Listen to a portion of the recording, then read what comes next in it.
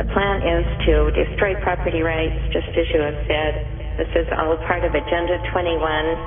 They want to get us off our rural land and force us to come into the cities where we can be more easily stacked and packed and more easily controlled. Every aspect of our lives they want to have control over, pretending to save Mother Earth.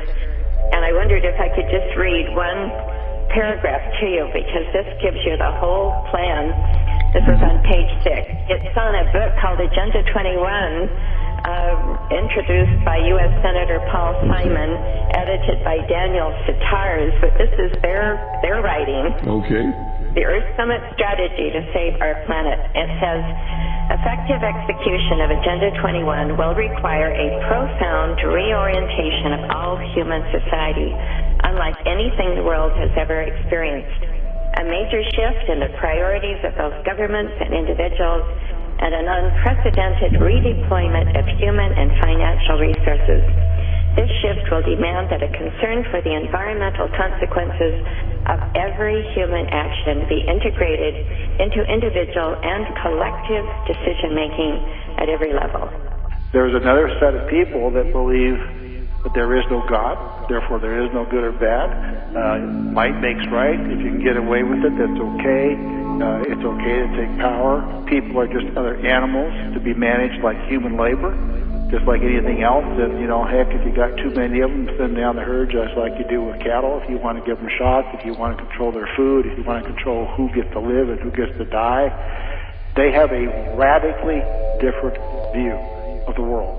And in this world, people are going to be taken off the lands, progress is going to be reversed, and that they're going to put the world back into a wilderness condition and box people into little Agenda 21 boxes of concrete villages where you can no longer have cars, and this kind of stack and pack housing.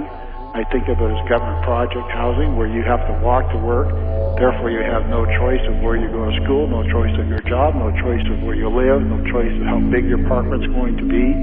I mean, it's hard for people to conceive.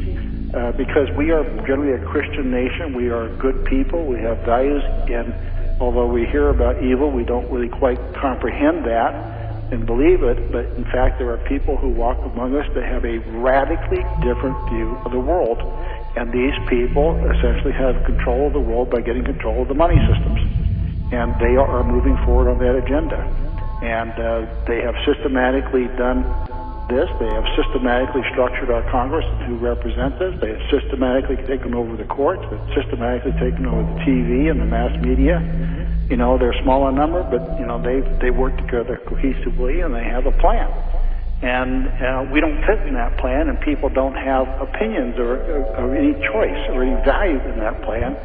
Therefore, what they want to do is what happens, and that's their view of the world. And as long as they can take control of government and turn federal agents into kind of a, almost a communist-style regime, then that's where they're headed.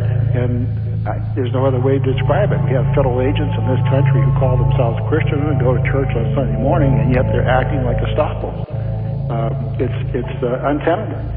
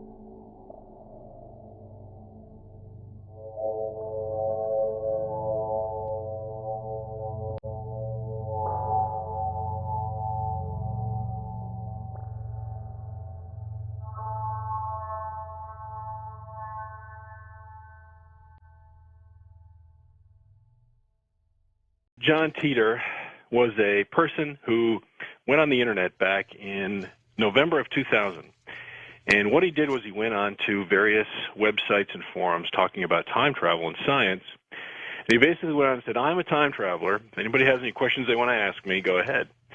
So over a period of about 3 months to March 2001, he answered all sorts of questions from people about the nature of time, how time travel worked. He posted pictures of his time machine. And he made a series of statements, which a lot of people consider predictions, which at the time nobody really paid any attention to. Abruptly, he left in March of 2001, and nobody has heard from him since. And slowly, as time has gone by, many of the things that he said have come to pass, or a lot of people feel that what he said has come to pass. When he started posting on the Art Bell website at the time, the furor started, and then all of a sudden, this thing just spread all over the internet, didn't it? Absolutely.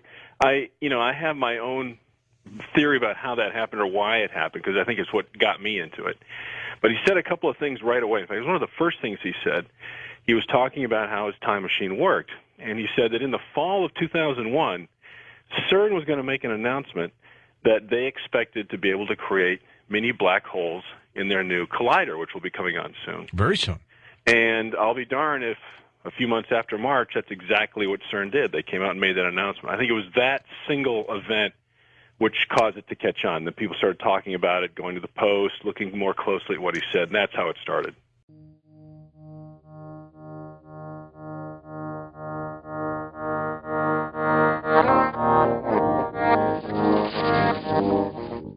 What did he say about the year 2036? Again, John describes his future, which is not our future. In other words, he made the point that if he were to get into his time machine here and go forward, it would not look like his future because this is a different universe. It would be similar, but it wouldn't be exactly the same. He described his future basically recovering from Y2K, which did hit his future. Now, do you think he might have been in a parallel universe? Oh, absolutely. I think that, based on how he described time travel works, he was from a parallel universe that looked pretty much like ours did, except in his, Y2K happened. As a result, there was a civil war in the United States. It started in 2005 and ended in 2010. And then there was a world war that began in 2011 and ended in 2015. In 2015, this global war involved a nuclear exchange, and the United States, along with Europe, China, Russia, all the other major powers, were all involved. And he said that the U.S. government basically came to an end as we know it right now. It became much more fragmented, and the United States divided up into 5 main areas that were composed of the states in that area. He said the flag of the United States changed. Instead of 50 stars, it had 5 stars.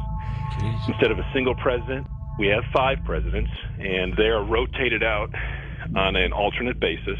So you always have, he said that the reason they did that was that they could have a consistent foreign policy. He said that the capital had moved to Nebraska, but then he goes on to say that the states had much more control over daily life than this large central government. He described the average day in 2036 as being like a day on the farm. You were very close to your family. You didn't live very far away from them. Religion became a very personal thing. There was no more organized, huge religion.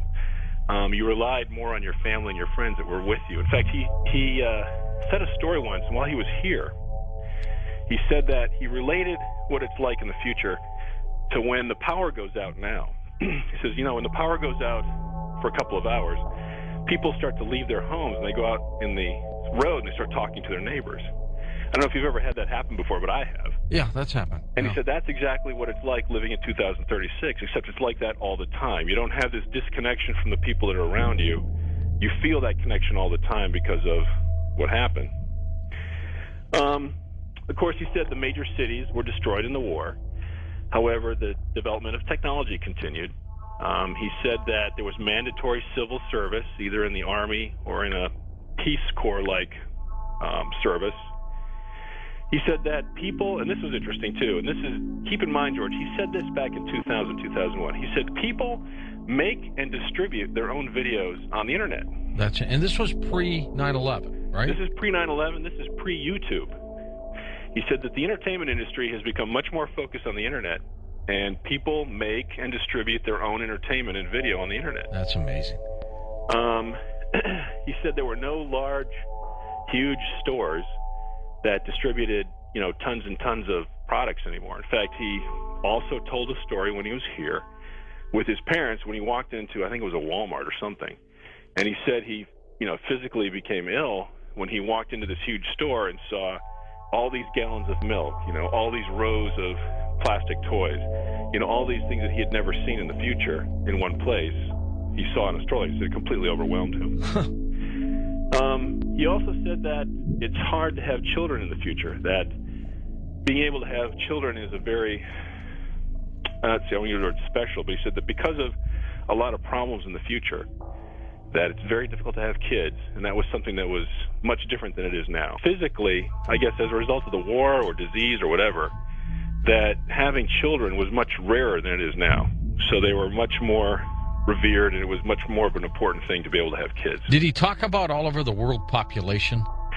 Yes. According to him, the population of the world was basically cut by a third as a result of war, disease, famine, all these things that happened during the World War.